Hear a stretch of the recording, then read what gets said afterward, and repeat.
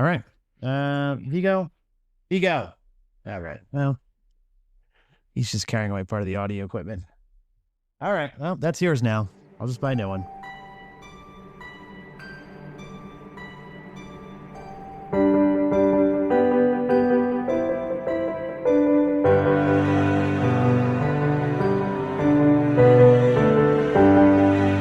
Welcome back to Braving the Brightside. Hard to believe we're already at week 5. When I started this podcast, my hope was simple. Create a space where real conversations could happen. A place where honesty, laughter, reflection, where the ups and downs of life don't get polished over, but, shared because they're real and they matter. Every week so far, I've been blown away by the stories, the vulnerability, and the wisdom guests have brought to the table. My hope is that by sharing these conversations, you feel a little less alone, a little more seen, and maybe, just maybe, even a little more hopeful. So whether you're tuning in on your commute, or on a walk, or just taking a quiet moment for yourself, seriously, thank you for being here. Your time matters, and I don't take that lightly. So let's dive into another episode and continue finding the light, even in the hardest of places. This is Braving the Brightside.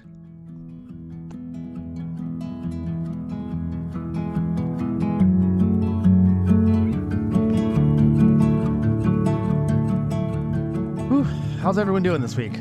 How you doing? You okay?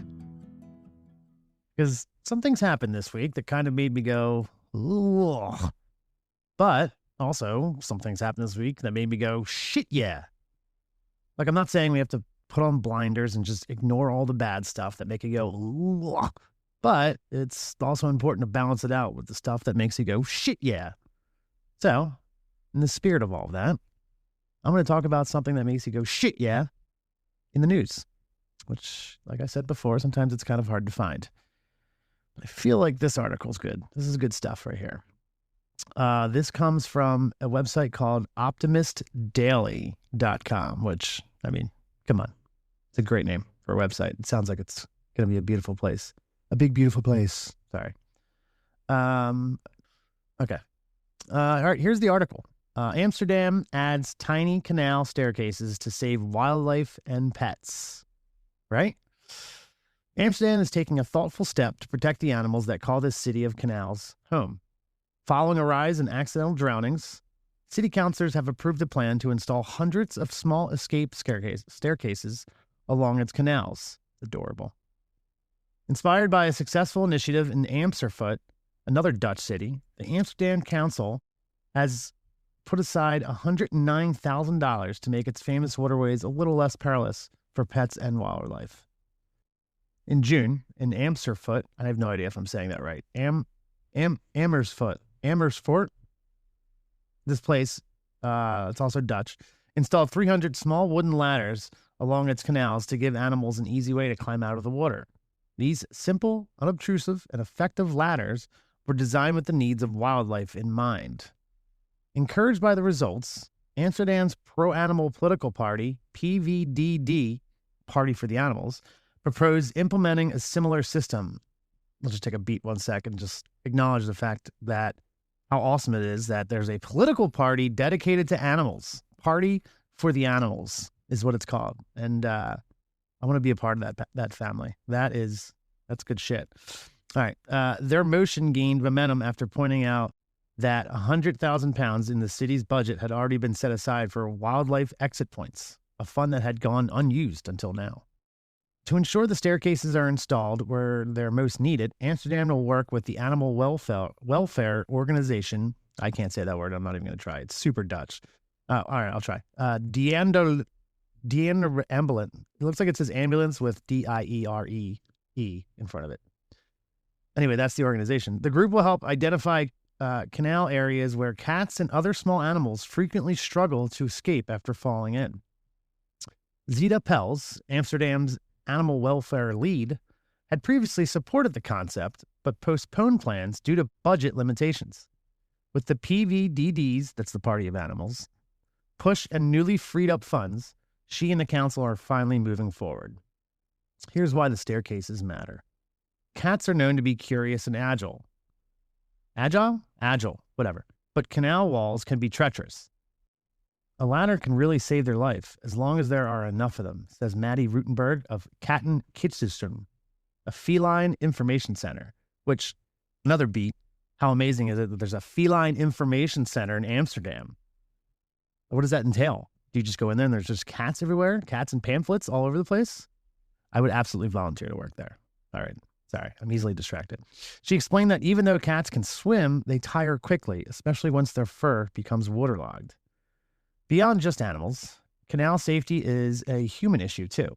Official statistics show that an average of 14 people drown in Amsterdam's canals each year. Between 2014 and 2024, 142 lives were lost in the waterways, many of them foreign tourists who had fallen in while intoxicated and thus thoroughly ruining vacation. Some recently renovated parts of the canal system now include ledges and safety features for humans, but the new staircases offer a simple and gentle intervention to support vulnerable animals who can't call for help. While the staircases may seem like a small fix, their impact could be significant. They represent a creative, compassionate solution that makes the city safer for all of its inhabitants, four-legged and otherwise.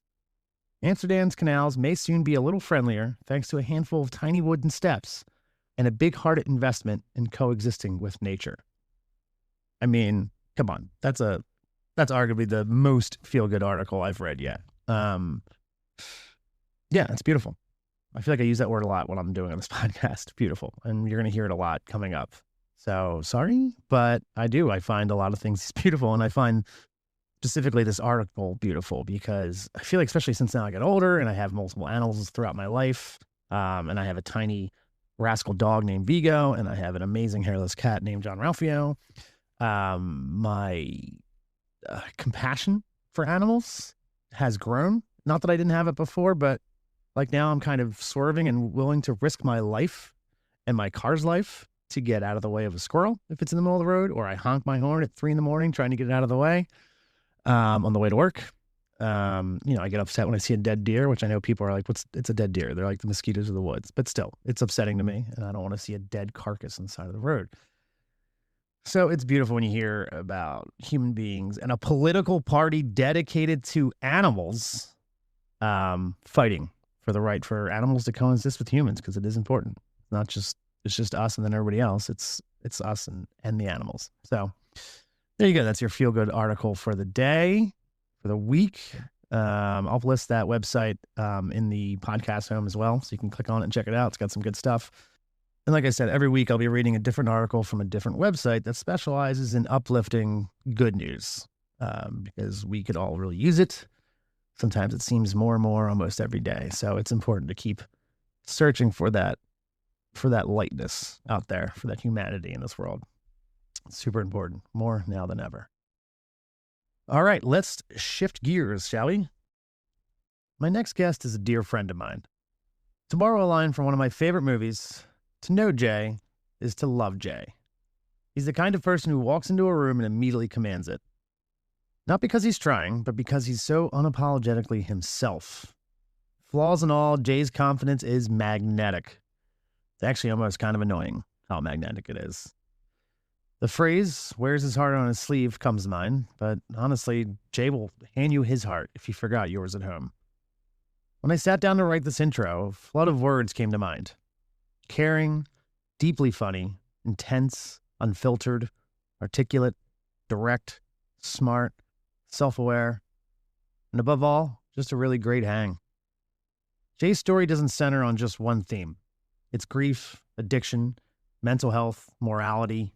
It's all in there. This conversation is heart-tugging. It's hilarious and 100% authentic, which, if you ever shared a conversation with Jay, won't surprise you one bit. So strap in, kids. Let's get to know Jay and watch in absolute awe as he braves the bright side.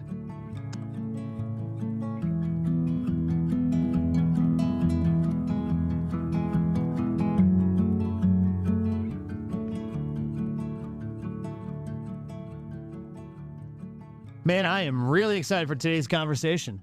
Jay's story is powerful. He's been through the highs and lows, born into addiction, battle relapse and somehow keep finding a way to keep showing up. He's a creative motherfucker, and he keeps fighting like one too. Ladies and gentlemen, Mr. Jason Brown. Jay, how are you, man? I'm so good. I'm so happy to be here. Thank you for your time. Yeah, thank you for your time. How's life? How are things? Woke up on the right side of the dirt, Okay. so I'm feeling pretty good. Yeah. Woke up sober. Nice, man. 26 days of active sobriety behind me now after my year of the relapse is what I like to call this past year. The year of the relapse. Probably had hiccups. I like to call it turbulence at this point. I don't even like the word relapse. It sounds so final.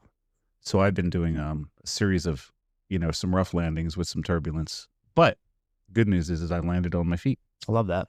So here I am celebrating 26 days today. In 4 days, I'll have my 30. And thus it begins. That's awesome. It's all part of the journey, man. To infinity and beyond. Yeah, seriously. To infinity and beyond. I love that. So I mean, like, what's your bright side nowadays when you wake up? What do you? The fact that my eyes are no longer red, my body does not need any recovery time. In 26 days, I've transformed my life into that of like one of systematic habits. I probably wake up at 7:30 and then I take a little relaxed time, and I'm usually open my eyes again around 8:30. Just that kind of thought process where the gears start slowly turning and the hamster's just stretching, getting ready for another day of non-debauchery. It's great. I put my feet down, I do a big stretch, and the first thing I do, I'll be very honest with you, I've reconnected with my higher power to a good level right now, and I hit my knees and I say thank you for the fact that I just opened my eyes. That's beautiful. You know what I mean? Hell yeah. I'm very, very appreciative. I go over a list of gratitude most days, most nights. I'm systematic in my rituals at this point where like there's just so many hours for business in a day. I'd like to get a lot of sobriety behind me for the day. 1 or 2 meetings seems to be my sweet spot right now. Yeah. Reaching out into my phone, calling my sponsor, calling other people in the program, and even calling a friend, which is a good thing. I feel like I went into, after this past year, the events that I've been through, and they were pretty traumatic at this point. Yeah. In retrospect, I cannot believe I came out the other end. Yeah. They say there's light at the end of the tunnel, and I feel like for once it's not an oncoming train. Yeah. Where I'm actually, there is hope, because I had to go from the ground back up. I had to rewire my entire brain, my entire nervous system. I've had people that reached out, and I was in isolation in my own mind. I didn't want to. It took a lot to get seal them out. Even to get out of the house sometimes it was tough. And, there's those days you couldn't get your head off the pillow. And I thought my old friend Vodka would help out with that, because that voice was always there.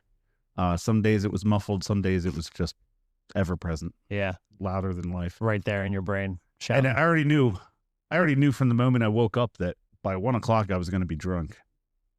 Whether or not I started slow. And here's the mystery of it is I always started slow, and I bought the small bottles because I thought I was consuming less alcohol. And then when I opened my hiding spot, I have quadrupled the amount that I originally had anticipated, which is really fucking scary. How that works. And that's part of the disease that I hope a lot of people recognize. It's a death sentence. But there's a choice, Right now, at a tender 51 years old and all the things I've seen and done, I like to refer to as like, I'm at a crossroads. If I go down the one path, it's pain and despair and misery and just all the stuff that I'm used to, or all the stuff that I would choose if I go down that path. That's what I'm choosing. I have an active choice. And the other path looks pretty good. It's still fraught with danger. You never know when shit's going to pop up around any corner, but guess what? I can pretty much deal with anything sober. You're going to be more equipped for any kind of danger down the other path for sure. I mean, that's the tough part, right? I mean, it's always easier to say that kind of stuff out loud and be like, well, this is the path, where it's the same repetitive motions over and over again, where I'm tripping up and I'm drinking and I'm going through the same shit that I've been going through, or it's this better path. I got to stick to this better path.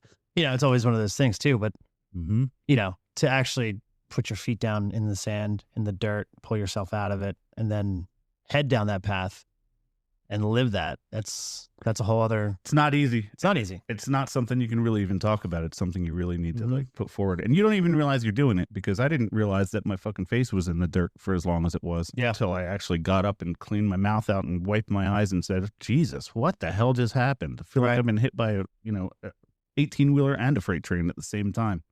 But I in had the a, same sense, though, when yeah. you start making your journey to recovery, it's almost the same way. You just start doing it, and you don't have even to, realize you it. I don't even woke up realize it. today. I'm 26 days.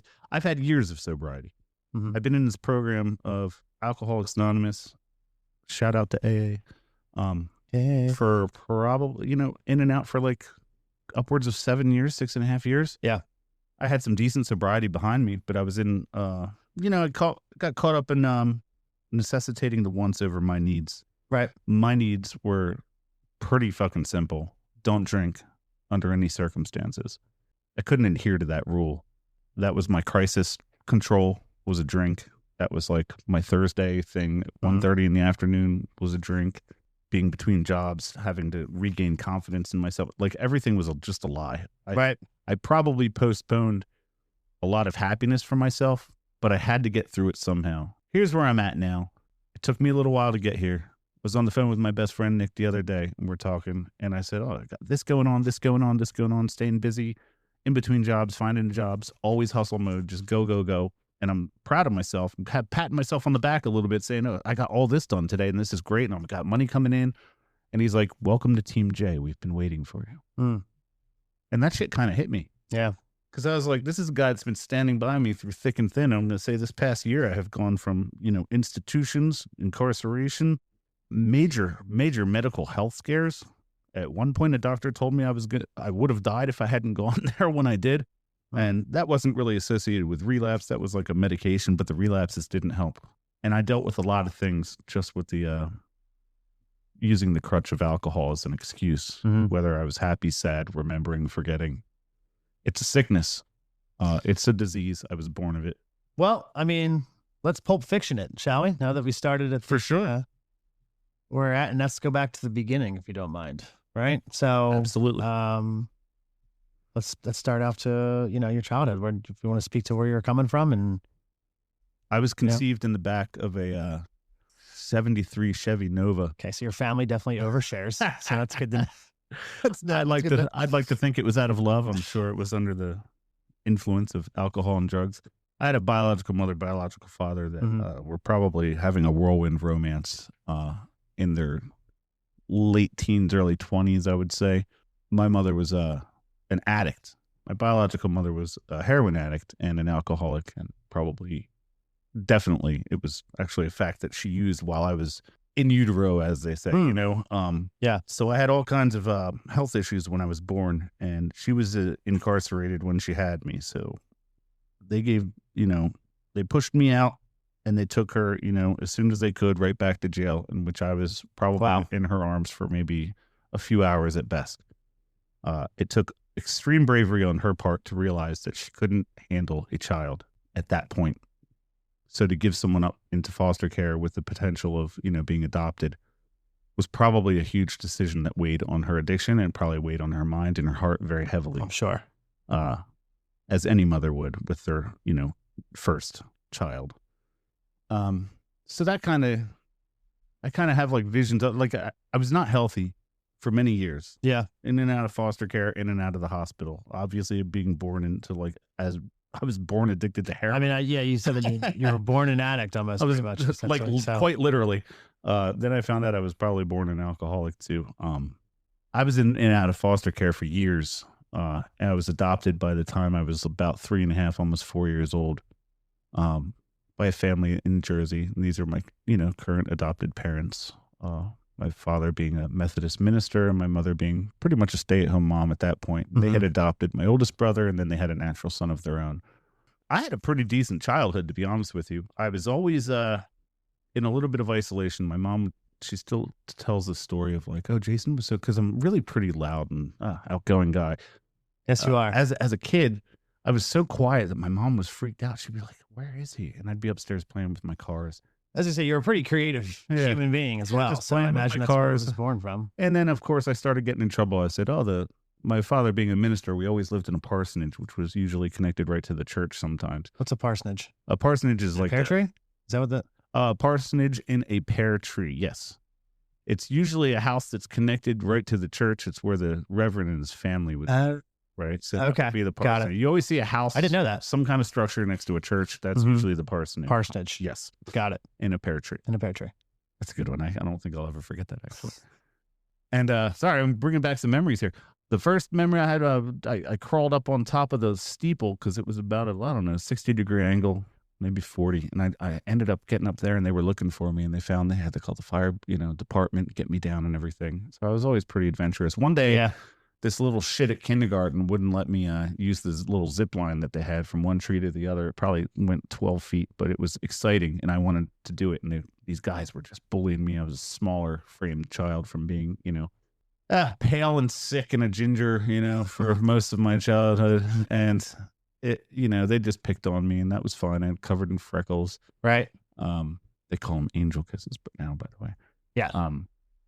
And I remember saying, "Fuck this," literally verbatim. And I just walked home from kindergarten. And when I got to the door, I opened the door. My mom dropped the phone. She was like, "Oh my God, like you just walked home from kindergarten." It was like, I don't know, maybe 1.5 miles, 2 miles. I was pretty young. So the rebellious spirit has always been strong. Isolation changed later in life when you start drinking socially, and you're doing karaoke and you're singing some Oasis and you're feeling it, and you're on your 4th Mordu. You're 8 pints in, and I got a fucking bag of Coke I just borrowed from a friend of mine, and I say, "Oh, I dropped it in the toilet. Sorry about that." And the rest went home with me. Yeah. Sorry about that, Brad. The drinking became a little bit different. It became almost a matter of crisis resolution, where I actually, in those days, even then, I couldn't wait to get home and drink, what I had hidden away for the night. And then, honestly, as I got older, I got married and went through some abuse in that relationship, emotionally, physically, and mentally. And I had a bar in my basement, so I could just isolate in the whole basement. I had everything I wanted down there, all my music equipment. I remember duct taping to the metal ducts under there, because it was all open wood frame, just one microphone hanging. And then I tied the cord into a noose and just hung the microphone. And that has become like my moniker, like my logo. It's a microphone with the noose on the wire. Yeah. Yeah. But death has always been on my mind. And it was like, I felt like I was running towards it so much for so many years, decades, that I just expected it. And now I'm just like running from it. I'm like, I got to go to the gym. I got to get, quit smoking. I quit drinking. No, what else can I do? Well, yeah, once you kind of clear your brain and clear your head and clear your eyes, and you really start looking at life, and it's a whole you're not lens. fogged up when you really start kind of seeing how beautiful things can be. You cherish it a lot more, and you want to hold on to it a lot more, and you want to celebrate that. So mortality becomes more in the forefront of your brain. Yeah, you start feeling things, and you start seeing more things, and that's when you really and it's hard not to look back and be like, damn, I lost out on a lot of stuff and a lot of time doing some stupid shit. But it's very true, but I'm going to be very honest with you. I don't think I have a single regret in this life. Yeah, that's good. If there was one, it was not picking up the phone when my best friend called, and he chose to end his life. And that's, again, something that happened that was a trauma that it changed my drinking style, I'll tell you, when I got that news. And that would be one regret that I have, but I don't really carry that as heavily as I used to, because he was going to do what he was going to do anyway. It has no fault of my own. Luckily, I was arguing with a girlfriend out in Pittsburgh in this little ramshackle apartment in Ambridge, PA, a suburb of, it was just a warehouse town, just train tracks. How old are you at this point? Probably in my 30s. Yeah. And then the next day I got the news about poor Josh. And that was like, basically one of those thought process where some kind of voice was in my head saying, you don't have to go at things this way. Mm-hmm. You can handle whatever you need to handle just with the power of your mind and being true to yourself. And I didn't listen to that voice. I chose to drink. I got myself in a lot of trouble. Still, no regrets. No regrets. Well, let's circle back to, you said things are pretty good with your foster home, but you said you were kind of on your own, doing your own thing for a while. I feel like that fostered your creativity. It's when you started falling in love with comics, G.I. Joes. Yep. And picking up the pen and moving it around. Comics and that kind of culture and I still have my G.I. Joes to this day. What do you think? I mean, I feel like that still plays a big part in your life to this day. It does. What do you think that gave you into your childhood then? It opened a level of a safe space for me. Yeah. An escape that was purely out of creativity, and there's nothing better than a good comic. And, I would read my comics a lot. At one point I had over 5,000 of them. Wow. Awesome. As I grew older and I was able to drive and get my own car, The comic book shop was like my go-to spot for years and years, and I'm still friends with those guys. Yeah, that's cool. The original Legends and the original comic stop in Plymouth Meeting Mall. Props up, big up. I mean, it's like I point that out because that's a healthy outlet. It's a health. That's a healthy outlet. Very healthy. That was big for you, and it kind of helped shaped, the person you are now. This big, gorgeous person that's in front of you right now. Thank you. I have been working out. You're huge. I'm going to tell you something. I feel like I have some undiagnosed like ADHD. Yeah. And I'm glad I was never like really like they looked into things. Like they said I had a learning disability and I was in sped classes in high school, which was cool because I was part of the wild bunch. Yeah. And that was good because I was a chameleon. I could get along with anybody. As long as I made them laugh, I was cool. As I say, you're a funny dude. Yeah. That really like was like, but who makes the jester laugh, So I was always wondering like, what the fuck? Like I like to make people laugh. I don't really even know what's funny. I never admitted that out loud. Thank you, Dan. Yeah. So I'm glad I wasn't put on some kind of like pre-narcotic into my journey with narcotics. Yeah. I think it was the Ritalin back then was what the kids were enjoying. Were you on Ritalin? Did they? No, they never. Thank God they never put me on anything. And I didn't drink or smoke or do drugs until well after high school. I was very late in the game. Yeah. But I made sure that I made up for lost time because the first drug I ever tried was meth. Somebody's uncle had made it. Meth was the first drug you jumped into. Right in. We parachuted it, and it was pretty awesome for the first 3 days. Then it got a little old. Like I can't wait to sleep. I was like, I was doing whippets with whipped cream. You're like, no, I went right to meth. Jumped right to meth, and experimented with some other things. But it was the powdered substance. The white lady went skiing a lot, and I don't want to reference it by name, but I'm here to tell you, like, with undiagnosed ADHD, whatever it is, I felt like Neo in the Matrix when I was high on that stuff. Like, it had the opposite effect. Like, I could actually stop and think. Focus. Like, all the butterflies floating around in my head just stopped. It's actually kind of scary. Yeah, it's pretty scary. But I think that's pretty much they're giving kids just a lesser version of cocaine these days anyway, Yeah, with the Adderall and all that stuff. Yeah. Glad I never got into all that. And I'm happy to say I haven't done a heavy drug like that in well over, I'd say 12 years. Nice. Which is good. So this is like your 20s mostly you're talking about? In 20s, 30s, yeah. I did cocaine once. Okay. For 20 years. Yeah. 20 years. That's it. I was able to let it go. So you switch from comics and stuff like that to as a healthy outlet. Now you're discovering alcohol, you're discovering drugs. Alcohol was always part of the picture. What are your 20s like? It was secondary. It was good. I was in a lot of bands. I was doing a lot of shows and recording. A couple old bands that I had, and that took up a lot of my time. And women were always beautiful women were always a distraction to me. And because of the fact I was a singer and I'm funny and I had curly red hair, I was actually pretty popular with the chicks. Yeah. Sorry, ladies. For anything why are you apologizing to the ladies? Because there's not enough of them. There's only one of me. Then just bouncing from relationship to relationship, really only focusing on that kind of stuff more than anything I've ever worked on. Any forward private progress on yourself? It took me like 50 years to get some forward progress just for me. Right. Where I don't care about other people's opinion at this point. This is for me. That's kind of what I was trying to get to and ask about, because I find it fascinating when people, finally open up and talk about their struggles with a substance. But also the other part of it is, and it's all part of your journey when you're younger, but finding out who you are and stuff. But, when you say you're bouncing from woman to woman and you're in a band, you're with a roommate, things are good. I'm trying to see like what your own personal progress looked like at that point in terms of everything was a mystery. Yeah. Yesterday was history. Tomorrow was a mystery. That's it. Yeah. I just live 24 hours at a time, which is funny because I'm pretty much basically at this point with my sobriety being on the front burner of everything right now and paramount to my survival. And I truly mean that, because for me to drink is a death sentence. It's over. I don't have another relapse in me because I won't stop. It's a disease of progression. So you're at the wall now where I'm at the wall, not Trump's wall, but the wall. Yeah. No, well, thank God. But yeah, there's one more relapse and then you're just going to go. That's what I believe in my heart and soul. And I feel like that's what my higher power is telling me too. So if I drive by a state store or whatever, I just give it the finger. Fuck you, you ain't getting me. Yeah. You know? So in terms of, how you're going through life, what's different now than My thought process, right. because now I feel like I have everything to lose, and before it was very devil may care.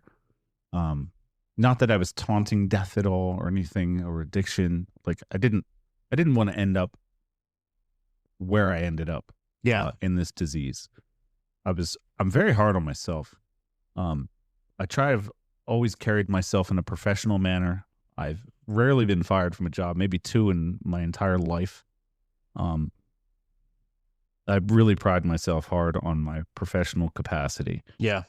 Which is part of my crossroads right now, because I'm, looking for the right fit for me. I'm looking for the right fit for them, and I'm looking to advance my professional career. I'm proud of myself for my side business. Well, you're a hell of a chef. Thank you. I appreciate it. Absolute hell of a chef. Listen, I feel the same about you, but thanks, buddy. it's always been a pleasure on the line with you. I'll tell you, you got me out of some fucking bad situations, to be honest with you. I was like, here comes Dad, we're in the shit. That's great. It's good times. It's good times. We're good. Yeah, we're hustling. Another thing is, it's, obviously certain industries like the restaurant industry and pirate ships, they breed a certain style, certain lifestyle.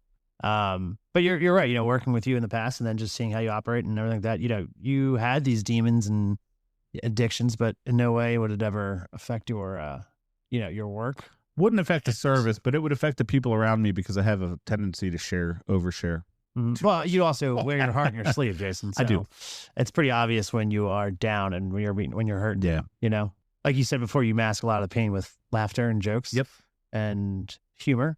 So when you don't come in as the laughing, happy Jason, it's very apparent. I'm off. Yeah. Yeah. I mean, I'm guilty of it too. People, if I don't come in smiling, people immediately come up like, oh my God, what's wrong? You're like, oh yeah, 2 hands on your shoulder. Fine. Like, Dan, talk to me. What are you doing? What's the matter? Like, it's fine. I'm just, having an off day. It's all right. And we all have off days. There's also beauty to that. People care about it. They're expecting that, and they know when something's wrong. That's the beauty of wearing your heart on your sleeve like that. It's gotten me into some emotional turmoil, but I've always felt like dealing with things head on has been the way to do it. Yeah. I can't fake being something I'm not. Like, at least I'm fucking real and honest about it. Yeah.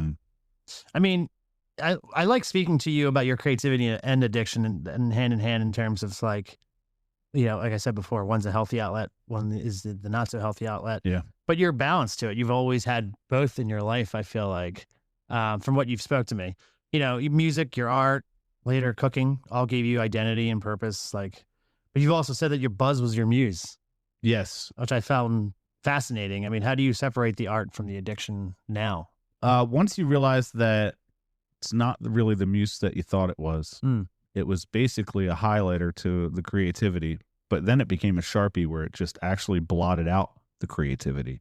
I don't like to write from a place of pain anymore.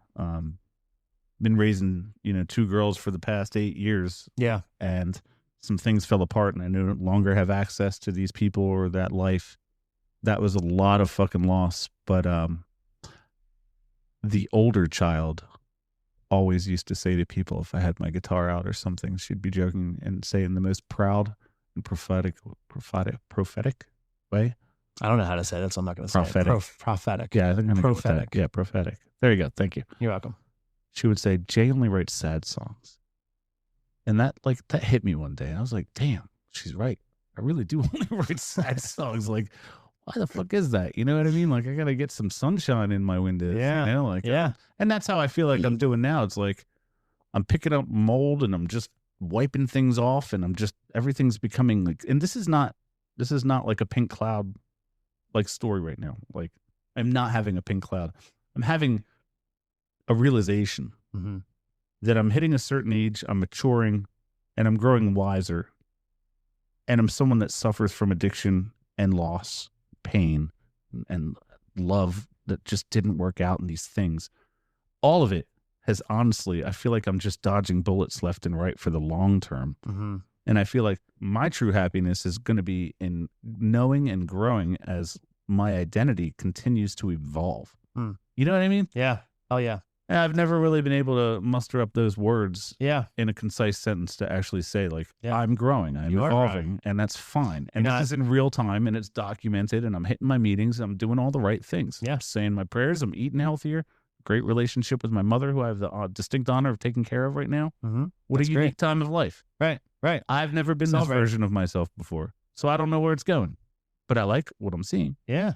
I like what I'm seeing too. Thanks, pal. You know, it's interesting. You said, like, you've kind of just been swimming in grief and addiction, So when you, Well, they go hand in hand. they really do. I mean, even when you talk about jumping from girl to girl and love lost and having some brutal breakups and stuff like that, it's a form of grief as well. It is. And that rips a little piece out of you. Especially the past 16 years. I've had 2 relationships in 16 years, and they were very intense. Mm-hmm. One was growing these kids since they were 4 and 6 and watching them grow up during these formative years. One's about to be 16 and one's going to, 13 right now. And it hurts not to have them in my life right now, but that's not a forever thing. And time heals all wounds. Correct. And I can't predict what's going to happen in the future, but I know I gave 110% of what I didn't even think I had to give. And it taught me a lot about myself and the different levels of love that I'm capable of. Yeah. And I let me, and one of my mottos is, sometimes the end is just the beginning. Mm-hmm. And that's what I focus on every single day. I can take all the good memories with me. If I have to think about some of the bad memories, this is the stuff that sculpted this version of me today. So, well, that's one of the tougher parts of recovery, Yeah. right? You know what I mean? yeah. That's kind of one of the tougher parts about anything, about even not even talking about recovery, but just a human being on their journey, on their life, even if addiction or anything hasn't even been a problem, is, looking at the bad shit in your life and giving that light and seeing what that is. You know what I mean? Like, for instance, like, how do you balance you're honest about your relapse and you're honest about what you've done, what you've been through. How do you balance that honesty of relapse with the hope of being in recovery without letting shame hit you? Because that's a big part of it too. A lot of people have a lot of shame. It's a huge part of it. You said 2 words that stuck out was human being. Mm-hmm. I didn't treat myself. I didn't even think I was worth those 2 words. I'm not human. I must be from another planet because I don't feel like I belong anywhere. And clearly I'm disposable to anyone and everyone that's come in and out of my life, especially in my arms and locked eyes with me. And I've said, I love you. And they say, I love you back, only to turn around and watch that deteriorate and say, well, you were indispensable anyway. Goodbye. Yeah. Grass is greener for the other side. Yeah. Bye. There's a finality to it, but there's no closure. Yeah, that's good. That's a really good way to put it. Yeah. So yeah, that definitely leaves your brain, just the natural parts of it, pretty fucking confused and always kind of in crisis mode. Because how important am I? I didn't consider myself a human being. There was a lot of shame that was getting put on me for things I wasn't even really. And I'll take full responsibility for any wrong I've ever done. But I'm here to tell you, there were situations that were beyond my control. And these people were dual diagnosis, quasi bipolar. I don't know. But I know how I was treated and I know how I treated. Yeah. Sometimes it wasn't the best. Sometimes it wasn't the worst. There was a lot of, listen, I told you when I got to the house today, I said, if the Lord takes me today, I had a good run. Yep. I've had a lot of great, great magical moments in this life. What I'm trying to push myself away from is the drink, ultimately, because that is the one thing that takes everything off the table. It's like the kids doing the magic trick with all the glasses and silverware, and they come up and they take the little tablecloth and the sheet and woof, the flowers are still but it all fucking comes off. You put 1 shot of Tito's in there, it's gone. Yeah. It's gone. It's just fucking everything is laid asunder. Right. So, I mean, when it comes to shame with your recovery, you embrace that, head on. You know what I mean? You don't shy from it, which I think is important for people to hear. It is important. And you see a lot of stories, you hear a lot of stories in the rooms, and, it's captivating to see the looks on their faces when they're sharing that there's a lot of shame. There's a lot of people I've seen people lose a lot of time. I remember the first time I hit 90 days and I wasn't that impressed because I was like, oh, well, Jay, you did so good. 90 days. I said, thanks. It's only 90 days. And my buddy took me, he spun me by my shoulders and locked me eyes. He's a big guy, the biggest. Locked eyes and just said, Jay, it took me 5 years to get 90 days. And that shit hit me like a ton of bricks. And I said, oh, I am in the right place, if I have 26 days tomorrow or today, 27 tomorrow, I should be proud of myself. That should be I should be able to look in the mirror and say, good job, Jay, because you were drinking every day. I lost a week of my life. I got fired from this job for a dumb comment I made to this stupid little kid. It was actually a pretty funny joke. I don't know if I want to share it. It might be a little inappropriate, but it did cost me my job because it went to the top and it was a privately owned country club. So I forget where I was going with that. I got so upset thinking You went on a about this kid's week-long face. bender. Yeah. So I got the news that day. I went to the liquor store, and I remember, I don't know how many days went through, and I just recall my legs and my arms weren't working, and I went downstairs and I saw my mom, and I said, thank God it's Saturday. Mm-hmm. She's like, yeah, it's like Monday afternoon. I said, oh, damn. That shit got me again. Yeah. Lost several days on that one. Well, I mean, so nowadays, we talked about your AA rooms and you hitting 1 or 2 meetings a day. Oh, yeah. And those rooms are important, and those are warm, welcoming rooms. They're life-saving rooms. Well, that's, and it's interesting hearing you talk about relationships, whether it be with bands, girls, kitchens, random flings you may have, leaving you feeling kind of gutted. Like you said, sometimes there's not closure, it's just finality. How does the community help you now towards your sobriety? You know what I mean? What community do you have that helps you build and keep going? Like a drowning man. Mm-hmm. And you're sitting there. You got, I don't know, maybe there's 30 people in the room, and 30 people brought life preservers to throw just for you. Yeah, love that. Isn't that pretty cool? That is pretty cool. I carry a life preserver too, because there's a newcomer, there's an old timer, there's Right. hundreds of years in the room of sobriety. There might be days for some people, hours in most cases. I sat next to a gentleman yesterday that he relapsed on Sunday with cough syrup, confessed to his sponsor, and restarted his clock of time. And I shook his hand. I said, you don't have to do that. You keep going. Yeah. Welcome back. Yeah. That's the only program you're going to see. You fuck up 8 out of 10 times. Listen, however many times it takes, no one in that room is going to look you up and down and scoff. Yeah. Everybody's in the same boat, and the boat is called survival. And not just survive. I don't want to survive. I want to thrive at this point. Mm-hmm. If my midlife crisis looks like me trying to get sober, that's awesome, because it's all I've wanted for the past 6.5, 7 years was to stick to it. And then I was proud of myself, and then the shame of, relapse. But my relapse changed because everything had to get rewired, because I experienced so much loss at once. And we're talking relationship, kids, dogs, house, job, all the shit. Bukowski would have said, oh, back to normal. And I love Bukowski, but that's not back to normal for me, because I'm pretty systematic and rigid in my organization of things. And this is my life. And I feel like I almost made that family like my higher power. And maybe that's why I kept hiccuping on the relapses and things. And once you start keeping secrets from somebody, even though you're not confessing, it's a lie. It's because it's a lie in your head. You're lying to yourself. If you're openly hiding it, for sure. And that's this part of the sickness too, is I was pretty good at hiding it. Mm-hmm. I'm not proud of that. That's not a skill I put on my resume. Yeah.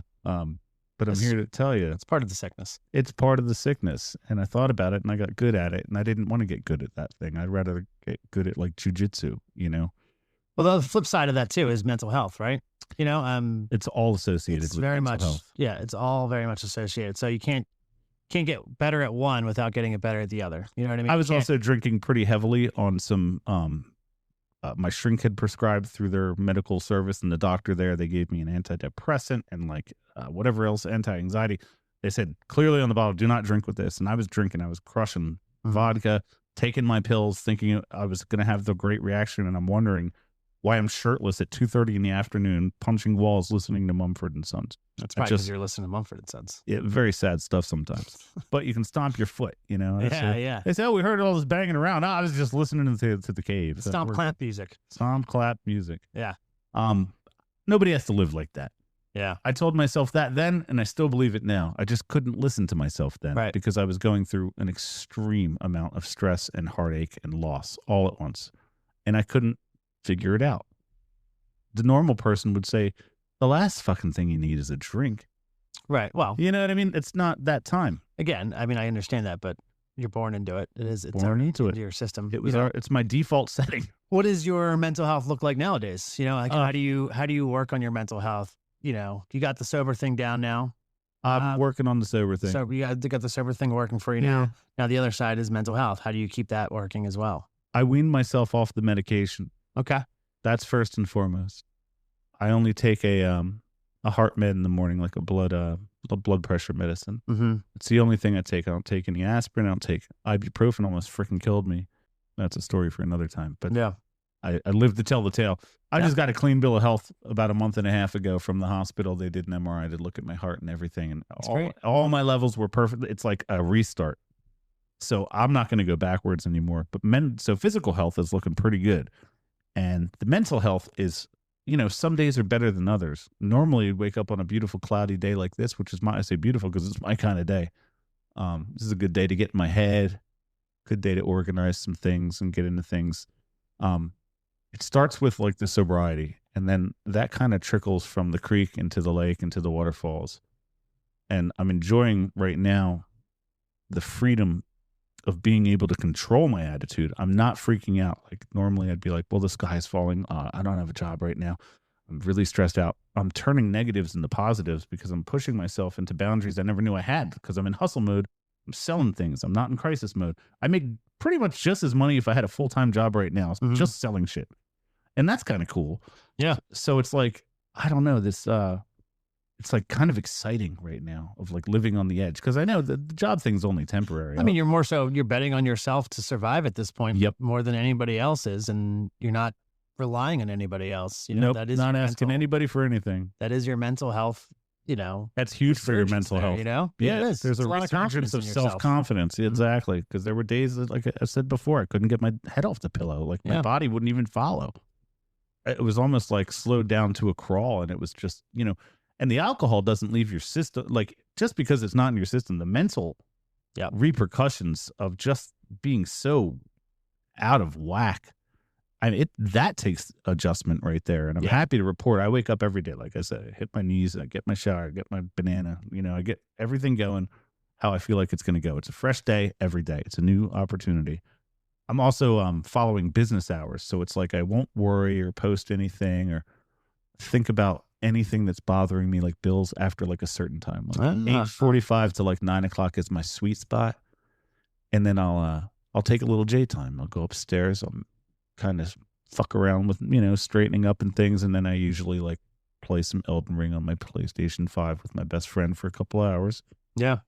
And I don't have to think about anything. It's actually really smart. I like that. Yeah, it's nice. Yeah, and business hours for your brain. Business hours for my brain. Wow. That's why I take that first hour when I wake up just to kind of get the gears slowly turning. We're not thinking about the bill that's coming up on the 10th of September. I don't give a fuck about that bill. In fact, fuck that bill. Gonna handle it. But I always carry my pen and my little pad here. I got to make notes because that's how much I got going on in my head. 35 days ago, I didn't need notes. Yeah, I knew what I was going to do. All I needed was, I don't know, maybe a gallon of Gatorade and $11, and that was a good start. Yeah. If I was drinking right now, drinking and smoking and doing all that hullabaloo, and that was like my main worry, that would be my main worry, is how am I going to get my fucking hooch? I'd be like 51 years old asking my 82-year-old mom to be like, can I use your debit? Like, I really need to get gas. Like, I'd be lying. I'd just be a piece of shit. And that's what drinking made me in the end. It made me an irrational piece of shit. It did nothing but take from me. It did not fill my cup.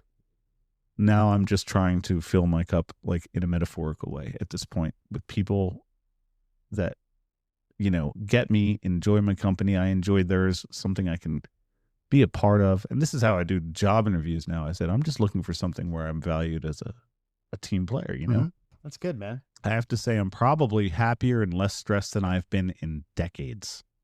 And I really mean that. I'm really I'm enjoying this journey. Yeah. And the fact that I'm fighting for something where I can only reap the rewards out of the positive aspects of it. Yeah. There's nothing that can go wrong with not drinking. Even if shit hits the fan, at least I can deal with it. So Right. Like it's only a matter of time. Even if I have to sit in my car and fucking scream or cry or whatever's going to happen, as long as I don't pick up a drink, I can handle it. I can handle it. At any moment. And I mean that. And that is the life or death situation of alcohol. It's life or death for me. That's how I have to look at it. Like, I'm allergic to fucking strawberries. Late life allergy. Am I going to go eat a bowl of strawberries? Probably not. My throat's going to close up. I'm going to cough, turn blue, and probably expire. Right? Yeah. That'd be very embarrassing for all the people around me at Wegmans. Right? Yeah. So I'm not going to go to a drink. I have an allergy to it. It doesn't make me the right person. It makes me turn red. It messes with my throat. Terrible decisions. Absolutely terrible decisions. But that's the hill I'm standing on. You know what I mean? And that's the hill I'll die on, is like happy, joyous, and free is what I'm looking to achieve. That's amazing. That's beautiful. One at a time. Doesn't have to be all at once. Doesn't have to happen in the next 60 days either. No. And that's the beautiful thing about the journey, about any journey, not even just in terms of sobriety or anything like that, but and that's the hardest thing is teaching yourself to enjoy every small moment of it and having grace and patience. Patience I like grace. is a really, really tough thing to keep at the forefront of your mind because, you want to reap the benefits as soon as possible, or you want to see, you want to feel better about this right away, or now. We're also in this society where instant gratification is bam right there more times than not. Yep. So it's really, really hard to teach yourself to have that grace and that patience and just slow down and know that that's part of the grace is enjoying that journey, enjoying every small bit and every small victory that you're making and really, really absorbing that, celebrating that, and having that be, part of your fucking awesome story that you're building. Absolutely. And the fact that we're blessed enough to remember it in the first place is pretty huge on its own. If you could sit across from your younger self, the one hiding pain behind jokes and comics and G.I. Joes and whatever else, what would you say to him today? Don't sell your comics or your G.I. Joes. They're going to be worth a fucking small fortune, you idiot. You don't need shit. You don't sell your comics, especially. It'd be pretty cool to see. I'd be like, you're going to lose your red hair. It's going to turn white, but you're not going to go bald. So that's cool. Had a good, healthy head of hair. All right, I'm sitting right here. Oh shit! I'm so sorry. You're wearing a hat. I forgot. You're so handsome in the hat. Yeah, thanks. Just props to Detroit, by the way. I don't know. That would blow me away. What age are we talking about? Ballpark. What age do you think you started opening up to the idea of that you didn't feel like a human being? You said that would probably be in utero. So I'd be speaking to myself through my mother's belly. Okay. It's getting real sci-fi like now. Getting real Freudian. Let's try this. 8 years old. 10 years old. 10 years old. Let's move it up a little bit to an impactful age where actually decisions started to have consequences. Sounds great. I would say 16, 17 were probably good. I remember being 15 and my bestie Josh and we got suspended for an entire week before the school year because we went up on the roof. It's impressive. And we were throwing tennis balls at the people playing tennis to confuse them. Love that. Yeah, we got arrested for that. All right, so you're going to drop in. You're going to talk to that. Going to drop in at Jason 16 and I'm going to say, hey, listen, Pontiac Sunbird, don't ever let anybody give you shit. It's a good car. Probably going to have some battles ahead of you. You got to stay on the side of the bright side, stay in the light. That's what I would say. Stay in the light. Don't go to the darkness. I was susceptible to pain. For some reason, I just found such ease in tragedy. That's why I always prefer the villain of a story. I find them much more fascinating than the hero. I've always been more of a Darth Vader guy than a Luke Skywalker. Well, it's always easier to deal in pain and anger and blame. And you get it. And that's the point. That's the name of the podcast, Braving the Brightside, because it does take guts, takes balls, takes energy to look for the light and the positivity in life, in everyday life. It's easier to find the shit, It's very true. Dig for the good stuff. So the answer would be to say, young Jaybird, stay in the light. I love that. Other people's opinions, they don't matter. There's going to be trials and tribulations at such a tender age. Think about all that time from 16 to now. Yeah. I am so happy to be a grateful recovering alcoholic today. Hell yeah. And I really, this has been good for me. I like being asked questions, and I love you as a person. I love you too, man. And I'm really, really happy that you're doing this, and other people can hopefully benefit from, the shit talk and the jive talk and all that stuff. There's a lot of seriousness and conviction in these words that have been spoken today. Well, since I've known you too, I mean, even back in the day when we worked together, you are always one of the more passionate people I've ever met. And it was passionate whether we're talking about Guardians of the Galaxy that was coming out. That's how long ago that was. Passionate about specials that we were putting together for that restaurant. Passionate about the time I may or may not have punched a kid in the face and I wasn't sure, and you have my back. He had it coming. You're passionate about every aspect of your life. You never, and like I said, you wore your heart in a sleeve and you did not hide it. And I think that's one of the most respectful things about you. And that extends to your sobriety, and also in turn, it extends to your addiction and how open you are with that. And that passion is going to help people when they hear your story realize that they aren't in the shit by themselves. They can absolutely turn things around. They may be passionate about things too that they missed out on. It is important to know that things can and will turn around. If you could look at yourself, perhaps in the mirror or whatever, and you say you're sick and tired of being sick and tired, you can work towards something in a positive. Yeah. And I'm going to tell you, this past year has been the toughest one of my entire life, loss-wise. Restructuring my entire frame of mind, rewiring my brain, my body, everything. There's no more shame in my world. I don't wake up. That's a big one. Yeah. I don't wake up having any like these palpitations I used to have. Like, what did I do last night? Did I pass out? Did I fall asleep? Like, what, did I text someone? No, I didn't do any of these things.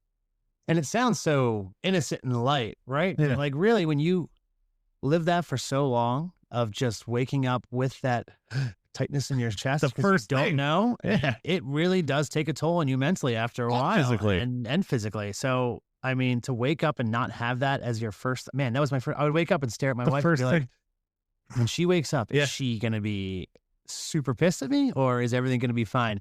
And then she'd wake up and everything would be fine. We'd be cooking breakfast. I'm like, is she just not going to bring up what I Coffee, honey? You know what I mean? Like, Yeah. You gotta, even then, you gotta dip your toes in the water. So unsure about what I did that night because I knew, bam, 9 o'clock, that last shot of whiskey, I blacked out and I don't know what I did. We were at the bar. Now I woke up. Now we're home. I don't know what I said. I don't know what I did. Nope. I don't know if I tried to sneak another drink, which most times I did. Like, I don't know how I walked home. Started a Tinder walked account. me home, Yeah. Who knows? like that you picked up your phone as you said. Yeah. Yeah. Physical comedy on the That's, podcast is paramount.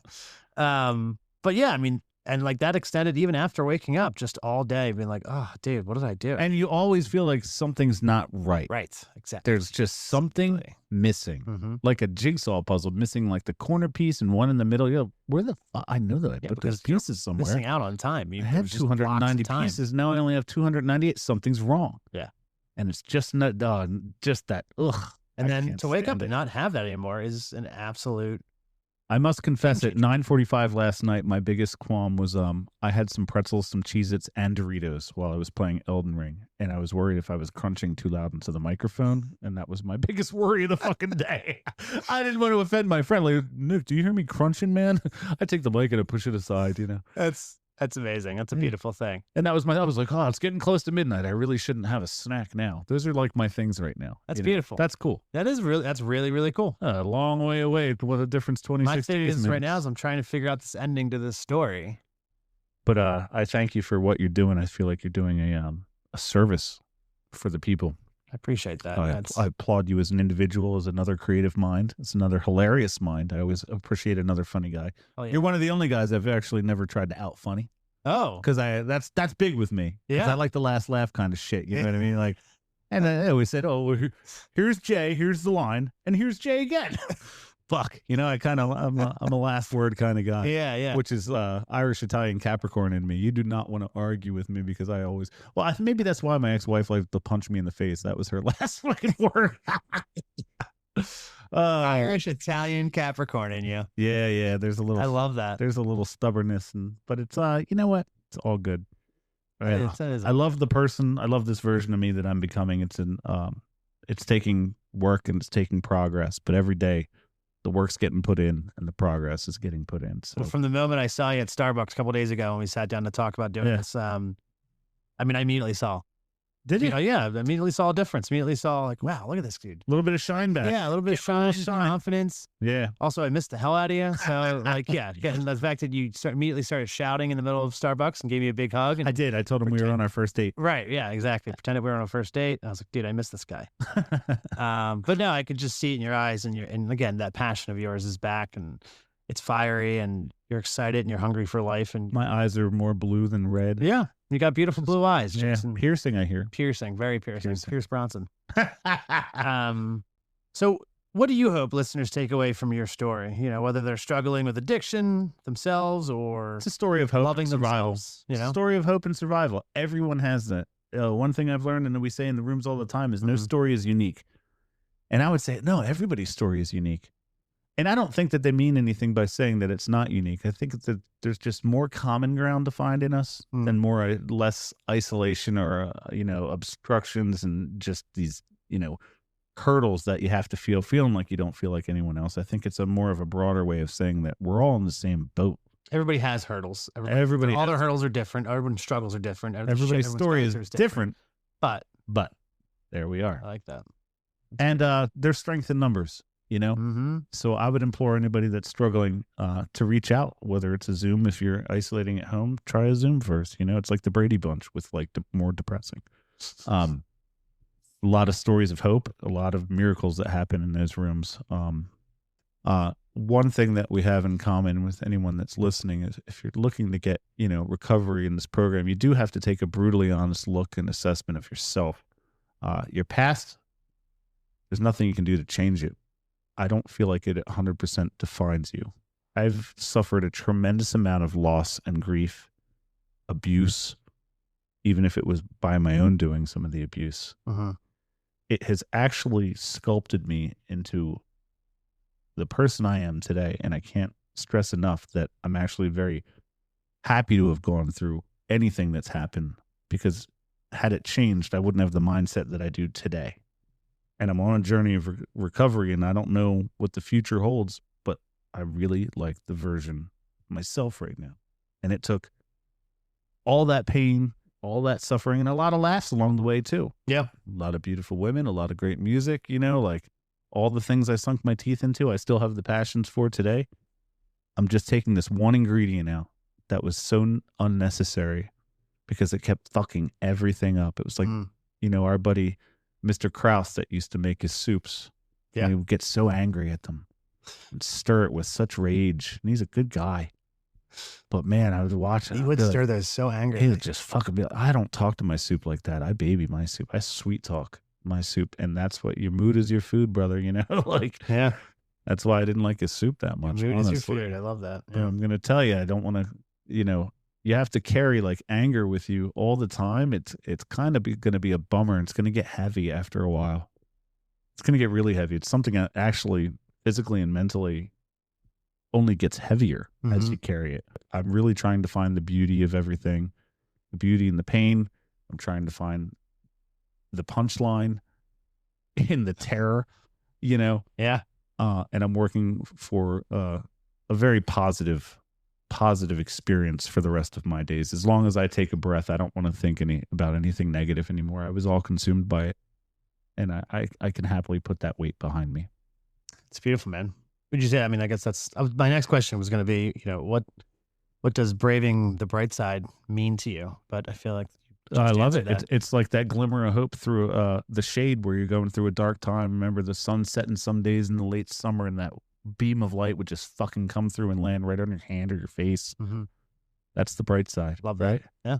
Oh, yeah. Nothing gives you more hope than just a little sliver of light in the darkness. That's all you need is just a touch of light. That's it. You can hold on to that and run off that. Stay in the light, I guarantee. Yeah. Bring you wonderful things. Well, Jason, thanks for coming on here and opening up your soul to me. And thank you, brother. At home. Go on all day. Yeah, your story, like I said, I feel like I've said this ad nauseum, but I do admire your passion for every aspect of your life. Thank you. I'm glad it's still there. Yeah, it's me too. It's amazing to watch, and your story is heartbreaking at times, brutal at times, hilarious at times. I'm almost jealous of some of it at times. Don't be. And I think it's an absolute important story for people to hear. And I'm so proud of you of the work that you've put in, man. Thank you, brother. I truly you look appreciate great. it. You sound great. I hope you feel great. And you should feel proud of yourself, man. The work that you put in, this is incredible. So, and it's a work in progress, you know, and I could say the same for you. You look fantastic. You sound fantastic. You have overcome many a hurdle. And the fact that you were able to wake up one day and said, I can't fucking do this anymore. You saved your marriage. You saved the life, you know, maybe the lives of countless people that are listening with your bravery and your honesty. And that's where it stems from. Of this, so any good first step towards the bright side is, has to do with maybe some uncomfortable honesty, getting real with yourself. Yeah. You've stared at the beast down right in his face and said, I don't need to live like this. So that's great. Forward. It's all about my word right now is momentum. It's keeping my momentum. One foot in front of the other. Even if it's baby steps sometimes, because you got to start somewhere. Right now, momentum. I'm like 30 feet tall, taking strides, like stepping over Teslas. I'm just like, get the fuck out of my way. I'm on a journey here, you know, like, let's go. Yeah. Keep it 100. Keep it 100, as the kids say. Yeah. Yeah, as AF. Fucking lit. All right. Well, Jason, thanks for coming by. Glad we're ending on a high note. Yeah. Thank you, sir. I greatly appreciate your time and your dog and your cat. Yeah. Well, you take care of yourself. And Super Soups is what on Instagram? Super Soup is Super Soup. And then there's an underline dash and it says 215 on Instagram. And then Super Soup of my, it's just Super Soup on Facebook.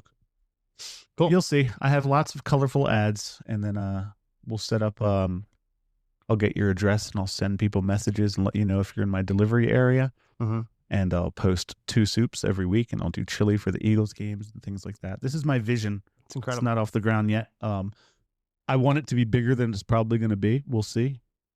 I don't Doesn't know. matter. I don't got a crystal fucking ball, but I love making soup. Yeah. And you make really damn fine soup. So Thank you. check it out. He'll deliver them to you. I mean, I don't know how you really can get much better than that, honestly. So that's phenomenal. Forget about it. You get to see this shiny face run up on your driveway, pet your dog, probably roll up your hose if it's laying around. Who knows? Who knows? Possibilities are endless. So good to see you, my friend. Good to be here. All right, you take care of yourself. Thank you, brother. I'll see you. All my love.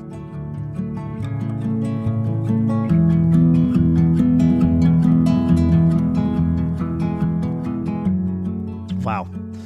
What I like about Jay's story, and honestly Jay himself, is that it's not just one narrow line of telling a narrative. It's not about telling this constructed story. It's real and it's all over the place, much like all of our lives. And I think in that people can feel drawn to it and kind of identify with it. Maybe not all of it, but certain parts of it. And I think that's important. That's kind of what we're doing here. You know, this story might not be exactly speaking to you across the board, but there's going to be snippets in there that maybe you do feel a little bit, you know? So I want to thank Jay for coming on here and, like I said, bearing a part of his soul and throwing it all out there and then just being his gorgeous magnetic self.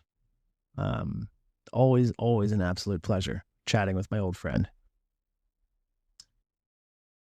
As we wrap up today's episode, I want to leave you with this. It takes real bravery to ask for help, to admit that you don't have it all figured out, and to keep fighting towards the bright side, even when the dark feels louder. None of us are meant to do this alone, and you don't have to.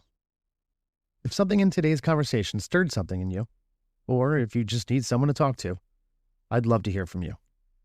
Reach out anytime at bravingthebrightside@gmail.com or find me on Instagram at braving_thebrightside. If you've got a story you feel called to share, maybe your voice is one we need to hear on this show. Thank you for spending a little time on the bright side with me today. Until next time, keep braving it. One step, one sunrise at a time. I'll see you next week.